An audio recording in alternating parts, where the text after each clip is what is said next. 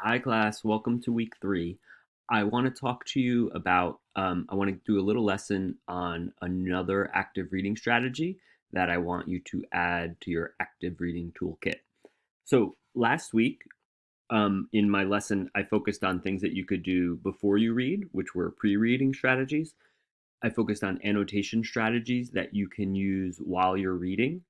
And then I closed with like strategies for processing what you've read, which would be strategies for processing your notes and strategies for doing visual organizers and things like that after you've completed your assignment. What I want to talk about and give you a little lesson on now is another strategy that you can use while you're reading.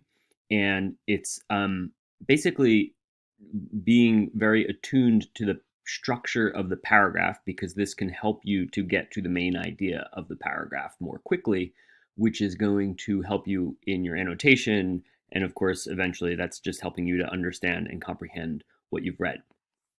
So, there are basically typical paragraph structures that writers use and that you should use when you're writing. So, in some sense, this is a lesson for both English 101 and English 108.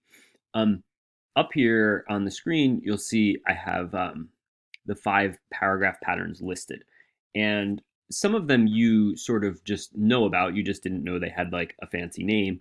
And some of them may be less familiar to you. So the first one I have up here is the most common pattern. It's a paragraph that begins with a topic sentence, which is the main idea of the paragraph. And then the rest of the paragraph is supporting details that support and prove that topic sentence, right? And you'll see in parentheses here, I have just an abbreviation, TS for topic sentence, SD for supporting details. So I'll sometimes use that. And I encourage you also to use those. You can write those next to paragraphs just to help you with a little shorthand in identifying the paragraphs. Another pattern is basically this first one, but flipped over, where the supporting details lead to the topic sentence at the end of the paragraph. You'll see this more so in like an introductory paragraph. So in your essays, you'll often end your introduction with your thesis, which is basically a fancy topic sentence for the entire essay. And you'll see writers like Malcolm Gladwell, when they begin a section or a chapter, they may use a similar structure. These next 2 patterns are similar. They both begin with a sentence that is neither supporting detail nor topic sentence. It's a background sentence that just kind of like eases you into the paragraph. And then what is often in this pattern, background, topic, sentence, supporting detail, usually the second or third sentence is the topic sentence. So it starts off with a little information, then it says, and here's my main point, and then the rest of the paragraph will support that main point. Another version of this pattern includes a reversal. So it still has background, it still has a topic sentence, and it still has supporting detail, but it also has something called a reversal. The way that this works is the reversal is a word like but or however, which signals to the reader that they are now going to say something contrary to what came before it. So it might be something like, most Americans believe that success is a result of hard work, but studies reveal that there are other factors that play a large role in determining whether or not somebody becomes successful. And there's your topic sentence, right? So it reversed the beginning and said something contrary to that. And then the rest of the paragraph would give supporting details to support that topic sentence.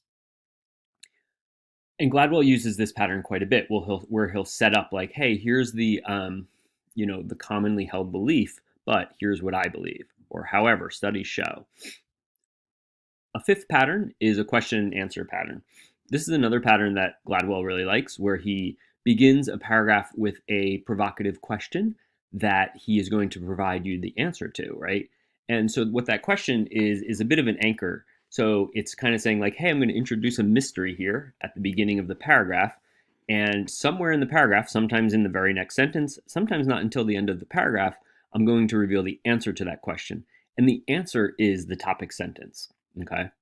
So those are the 5 patterns, and they're not perfect. Like every paragraph, some paragraphs will mix patterns or just be a little harder to really kind of nail down. But as a general framework, it's very helpful to use these to kind of like help you to decipher each paragraph as you're going, right? And just think of like a chapter or a book, it's made up of paragraphs, right? The paragraphs are the bricks. Each brick has a point that it is adding to the whole, right? It's making one point that is part of all the points that are made.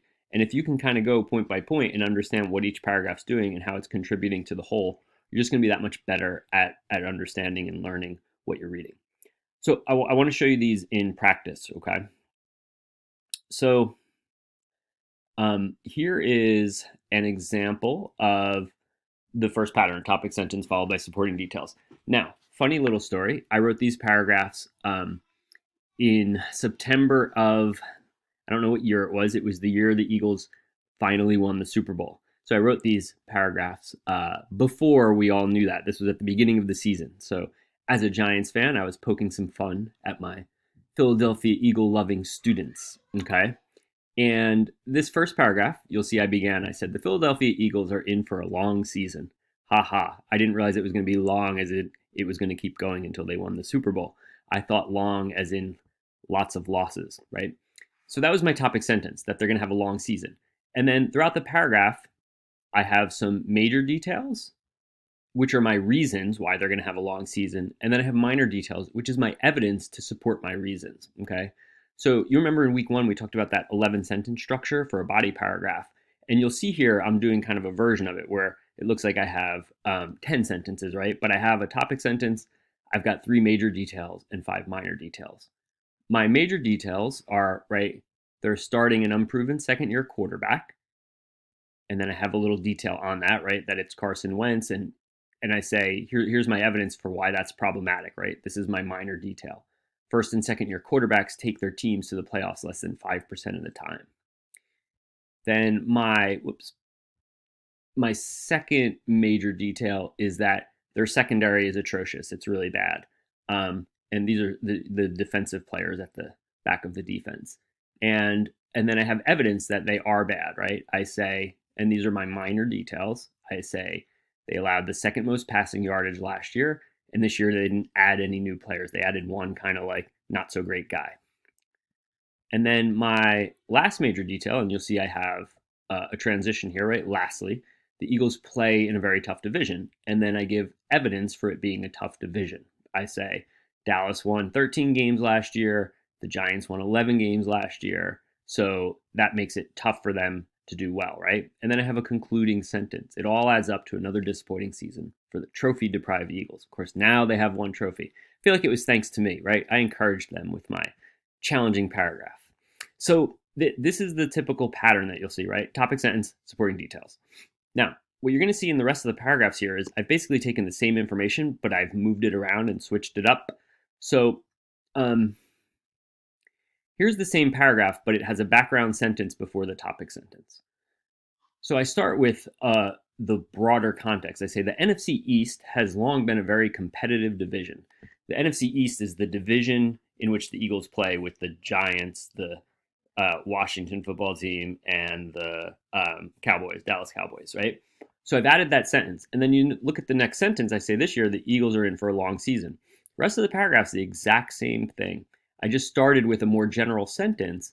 That wasn't my main point. My main point isn't that the NFC East is a competitive division. My main point, the whole paragraph is about the Eagles and how they're going to have a bad season, okay? So it's background, topic sentence, and then all of my major and minor details, my supporting details following. And you're going to see Gladwell uses that a lot. It's a more complex pattern, but it's a lot of times students get tripped up and they think that first sentence is the topic sentence. So just don't get tripped up by that pattern. Here's the background reversal topic sentence paragraph. So many people in our region are excited for the upcoming football season and believe that big things are in store for the home team. However, that's my reversal. This year, the Eagles are in for a long season. That's my topic sentence, right?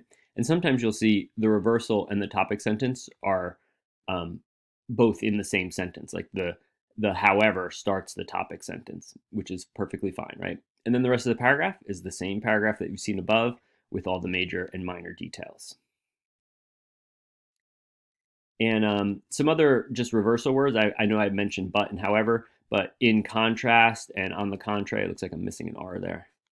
In contrast, on the contrary, and yet are other words that can be reversal transitions. Now here's the same kind of idea being written about in a paragraph, but now I keep the topic sentence until the very end, right? I say this season the Eagles will start an unproven quarterback, Carson Wentz. That's not my main idea. That's one of my major details, right? And you'll see what I did is at the end it says for these reasons. So for the reasons I listed above, you can expect another disappointing season for the trophy deprived Eagles. This pattern would actually be pretty tough on a reader to follow because in the beginning they'd think maybe it's going to be a paragraph about Carson Wentz, right? So they'd say, this season the Eagles will start an unproven second-year quarterback, Carson Wentz. First and second-year quarterbacks take their teams to the playoffs less than 5% of the time. In addition, the secondary is atrocious. Last year they allowed the second most passing yardage. So here I'd be like, wait, why did we start talking about the secondary? Now, a really experienced reader might be like, oh, I see what they're doing. Like they're giving all the reasons why the Eagles are not going to be good this year. But some people, this kind of pattern can be a lot more difficult to follow, which is why it's not used as often. You'll often see it, like I said, at the beginning of a paragraph. I'm sorry, of a chapter or a section of a chapter where you're leading people into your main point. It's not used so often in the body, and that would go for your essay writing too. Okay, and then the last pattern is the question and answer pattern, right? Could this be the year that the Eagles put it all together, finally bring the Lombardi Trophy home to the city of brotherly love? Right? I ask a question. Now, by this point, you know what my answer is going to be, right? I say, unfortunately, the Eagles' weaknesses and the strength of their opponents suggest that they're in for a long season. That's my answer to the question, right? And that's my topic sentence. The answer is your topic sentence. The rest of the paragraph, same details again. Okay? So those are the 5 patterns. That's seeing them in practice. And I will say too, let me just reiterate that the answer is the topic sentence, because a lot of times students mistake the question for the topic sentence, but it's always the answer. Okay, and just so you understand, this is a useful reading skill, and it's something I may ask you to do on your take-home reading exam. So I might just say, hey, what pattern does this paragraph follow? Okay, so I'm going to have you do some of that this week with the second chapter of Gladwell. And what I'm going to do in the next video is I'm going to walk you through some examples from chapter 1 of Gladwell. And that'll be a shorter video. So take a look at that before you do chapter 2, and then you can put this into practice with your reading. Good luck.